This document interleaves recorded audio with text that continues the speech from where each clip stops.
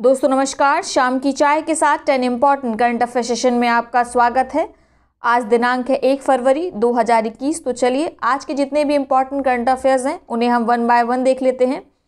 पहला प्रश्न है, आयुष्मान भारत के नए मुख्य कार्यकारी अधिकारी के रूप में किसे नियुक्त किया गया है। आपको बताना है आयुष्मान भारत योजना के नए CEO कौन बने हैं। तो नए CEO बने हैं RS शर्मा। इन्होंने स्थान लिया है इंदु भूषण का।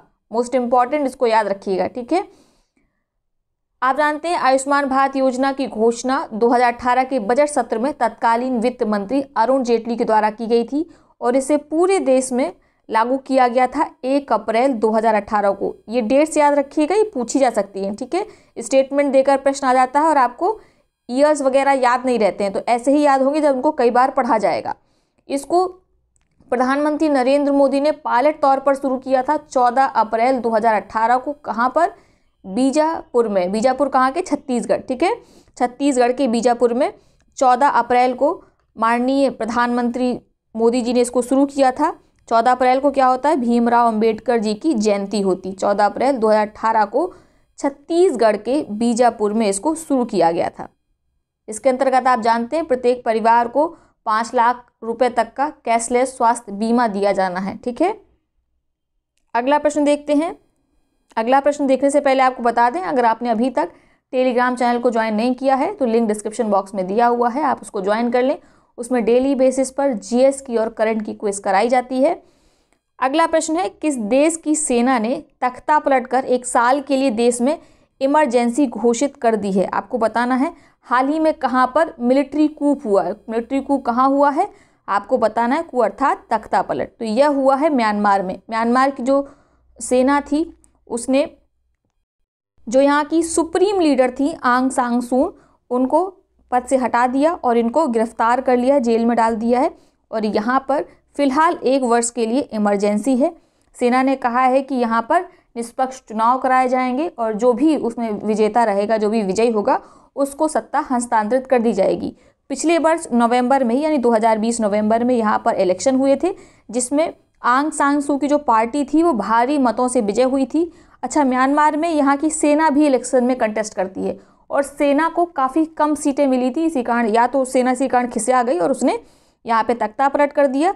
उसने इल्ज़ाम लगाया कि जो भी यहाँ पे चुनाव हुए थे उसमें धांधली की गई है, ठीक है। इसलिए कहा गया है कि अब दोबारा इलेक्शन होंगे और इन इलेक्शंस में जो भी जीतेगा उसे सेना सत्ता का हस्तांतरण कर देगी। तो अगर प्रश्न आ जाए कि किस देश में तख्ता पलट करके 1 साल के लिए इमरजेंसी घोषित कर दी गई है, तो उत्तर होगा म्यांमार। अगला प्रश्न देखते हैं, निम्नलिखित में से किस देश ने बासमती चावल के लिए GI टैग प्राप्त किया है। तो हाल ही में पाकिस्तान ने बासमती चावल के लिए GI टैग प्राप्त किया है। पाकिस्तान बीते 3 सालों से प्रयत्न कर रहा था कि पाकिस्तान ऐसा ना हो भारत उसके पहले GI टैग ले ले, तो उसने अपने यहाँ के बासमती राइस के लिए क्या ले लिया है? GI टैग ले लिया है। अगला प्रश्न देखते हैं, निम्नलिखित में से किस संगठन ने भारत न्याय रिपोर्ट 2020 जारी की है।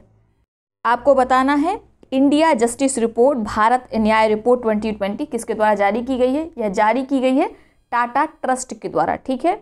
तो न्याय देने के मामले में शीर्ष स्थान दिया गया है किस राज्य को? महाराष्ट्र को। बड़े राज्यों में दूसरे नंबर पर तमिलनाडु है, फिर तेलंगाना है और छोटे राज्यों में, छोटे राज्य अर्थात जिनकी जनसंख्या 1 करोड़ से कम है, उसमें त्रिपुरा शीर्ष पर है, ठीक है।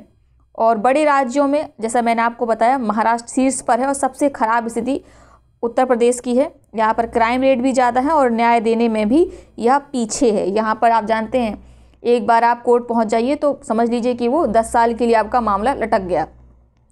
इस रिपोर्ट में साथ में यह भी बताया गया कि जो भारत देश में महिला जजों की संख्या है वह कुल जजों की मात्र 29% है, ठीक है।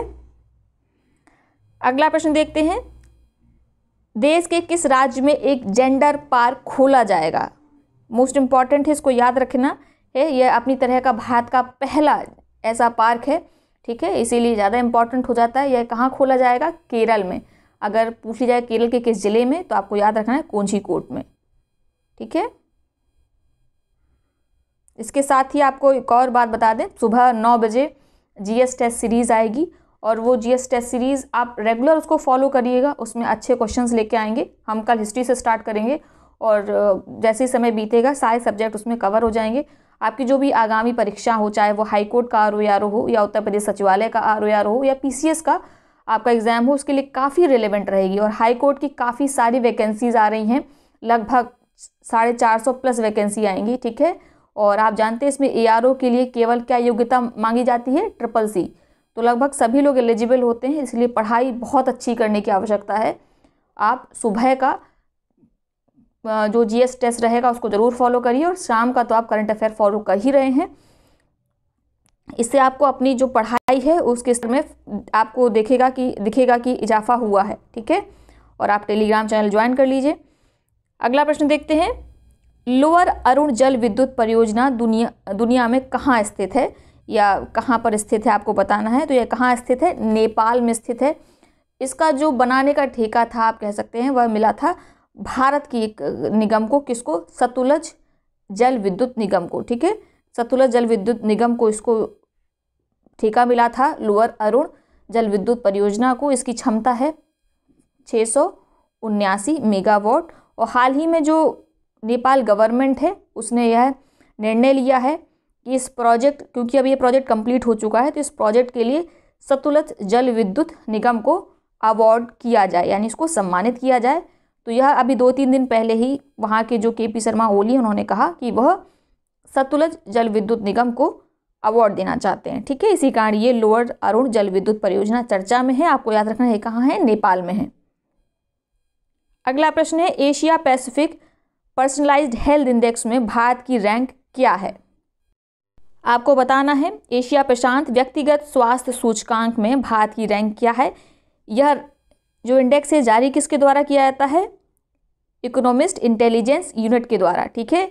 EIU के द्वारा यह जारी किया जाता है, इकोनॉमिस्ट इंटेलिजेंस यूनिट के द्वारा। इसमें भारत की रैंक है 10। कुल जितने एशिया पैसिफिक में कुल 11 देशों की रैंकिंग निकाली गई थी, जिसमें भारत को 10वां स्थान मिला है। अंतिम स्थान पर है इंडोनेशिया, ठीक है। शीर्ष स्थान किसको मिला है, सिंगापुर को मिला है। दूसरे स्थान पर है आपका ताइवान, याद रखना है, ठीक है।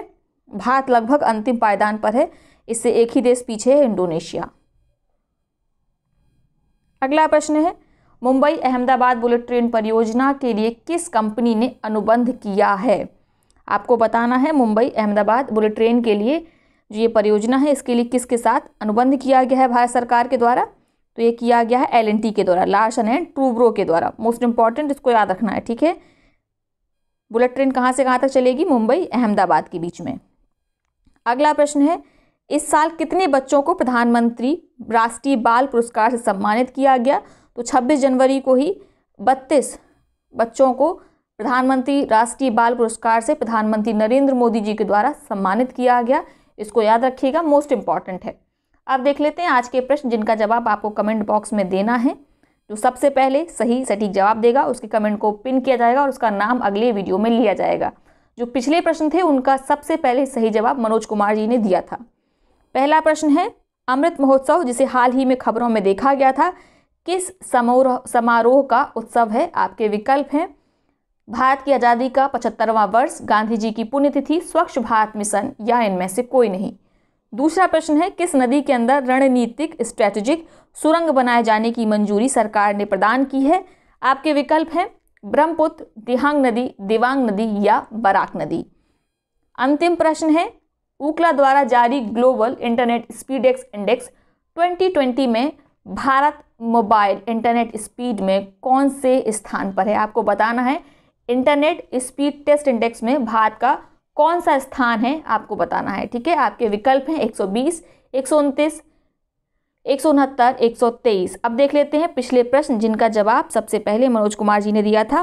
पहला प्रश्न है, केंद्रीय मंत्री किरण रिजिजू ने गणतंत्र दिवस की परेड में किस राज्य की झांकी को प्रथम पुरस्कार प्रदान किया है। तो प्रथम पुरस्कार किसे दिया गया है, उत्तर प्रदेश को। उत्तर प्रदेश में की तरफ से कौन सी झांकी प्रेजेंट की गई थी, राम मंदिर, टेबल्यू राम मंदिर झांकी, ठीक है। अगला प्रश्न देखते हैं, किस राज्य को national best electoral practice award 2020 से सम्मानित किया गया। मोस्ट इंपॉर्टेंट हो जाता है, इसको याद रखना है आपको। मेघालय को सम्मानित किया गया है, ठीक है।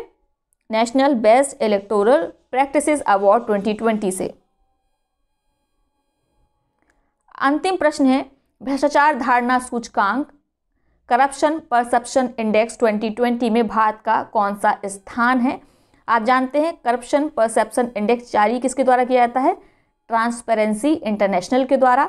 इसमें भारत को 86th पोजीशन पर रखा गया है और 86th पोजीशन पर हाल में एक इंडेक्स जारी हुआ था, कौन सा?